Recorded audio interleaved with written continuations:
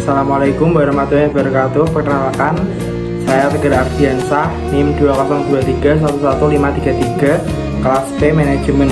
Di sini saya akan menjelaskan hasil resum saya dengan judul Peran Pendidikan Agama Islam dalam Mengantisipasi Dampak Perkembangan Iptek yang disusun oleh Batiar Leo Sekolah Tinggi Agama Islam Kupang. Pembahasan materi yakni 1. Pendahuluan, 2. Pendidikan agama Islam, 3. Pendidikan pengetahuan dan teknologi, 4. Peran pendidikan agama Islam dalam mengantisipasi dampak perkembangan iptek, 5. Kesimpulan. Yang pertama, pendahuluan. Ilmu pengetahuan adalah pengetahuan tentang gejala alam yang diperoleh melalui proses yang disebut metode ilmiah. Sedang teknologi adalah pengetahuan dan keterampilan yang merupakan penerapan ilmu pengetahuan dalam kehidupan manusia. Perkembangan ilmu pengetahuan dan teknologi atau yang disebut iptek adalah hasil dari segala langkah dan pemikiran untuk memperluas, memperdalam, dan memperkembangkannya. Perkembangan ilmu pengetahuan dan teknologi ini diakui dapat membawa suatu perubahan besar dalam peradaban manusia.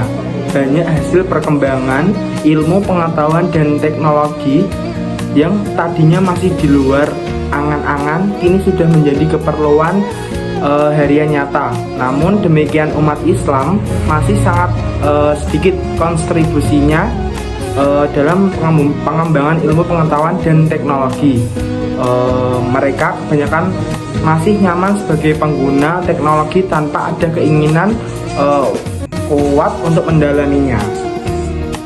Yang kedua, pendidikan pengetahuan dan teknologi. Menurut Kamus Besar Bahasa Indonesia, ilmu adalah pengetahuan tentang suatu bidang yang disusun secara bersistem menurut metode tertentu yang dapat digunakan untuk menerangkan gejala tertentu di bidang pengetahuan itu.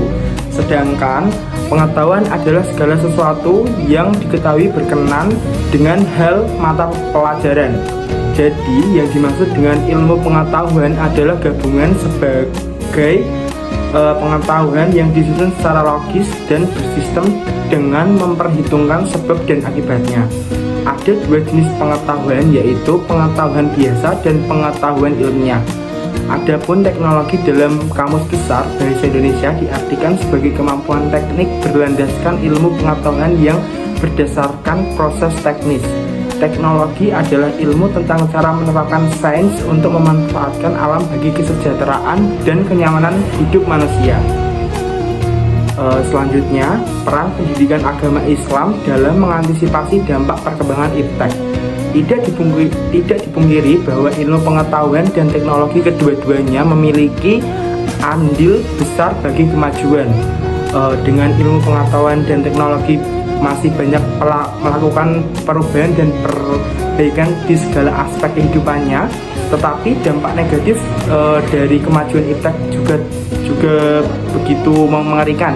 Karena itu, sudah saatnya bagi para ilmuwan untuk memikirkan bagaimana mengembangkan ilmu pengetahuan dan teknologi yang berdaya dan tepat guna paling tidak dapat meminimalisir dampak buruk yang ditimbulkannya.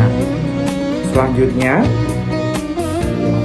keterpaduan pembelajaran pendidikan agama Islam dapat dilakukan dalam 3 bentuk kegiatan sekaligus, yakni keterpaduan proses, keterpaduan materi, keterpaduan penyelenggaraan. Dengan demikian, maka pendidikan agama Islam di sekolah atau madrasah harus menjalankan fungsi sebagai pengembangan, penyaluran, perbaikan, pencegahan, penyesuaian sumber nilai, dan pengajaran. Yang terakhir, kesimpulan.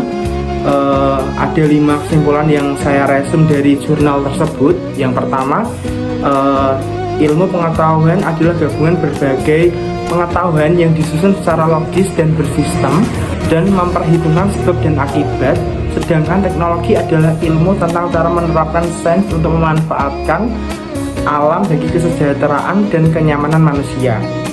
2. Pemanfaatan media sosial dalam proses belajar merupakan sebuah proses penyampaian informasi, ilmu pengetahuan, informasi yang secara formal dan informasi sering terjadi di sekeliling kita, terlepas dari baik ataupun buruk, berdampak positif atau negatif.